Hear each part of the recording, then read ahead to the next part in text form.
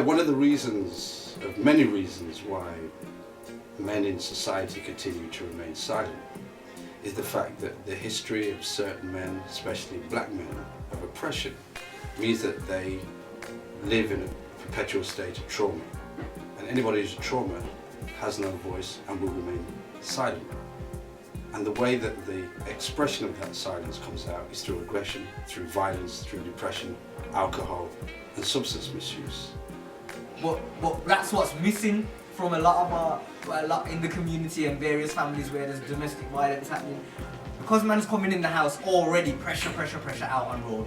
He's coming in, not had no time to de-stress. Then his girl just gone in like a pit bull. Like, yo, how come that thing's in the comment? Basically, I've tried to commit suicide, I've died twice in hospital, all because I couldn't get my screams out. Basically, the main thing I see for this project is it gives somebody a way of getting those screams out, because if you don't, you end up imprisoning yourself, boxing yourself in. There's no way out once you do that. There's no probation officer gonna come and see you, there's none of that. You've gotta take these opportunities in these forums to just get everything out. That's castration, mate. Yeah. It's my yard! And when you look back in the history of when our grandparents to you, parents to me came, they came with screams. And then us as young men and young women growing up, we had our own screams. But the screams weren't heard. Now because the screams weren't heard, we took our screams to the streets, what's now called road.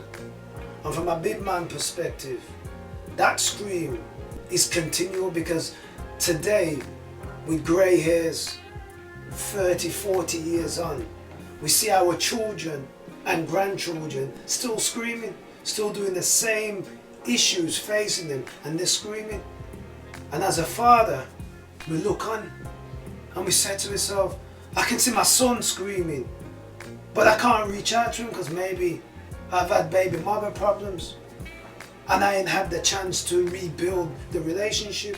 But what I want to say to the father then, reach out, let's grow together, let's be in pain together, let's live together, let's heal together. See their dad go, who was an electrician. They didn't say their dad was a plumber. They didn't say that dad was a doctor. So they're gonna be in that same cycle.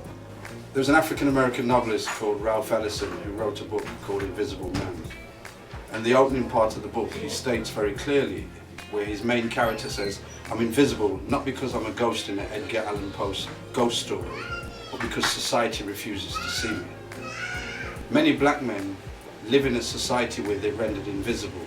They're not seen in positive roles, they're not seen in a positive light. Where they are visible is in prison, is in mental institutions. It's the statistics for violence and suicide.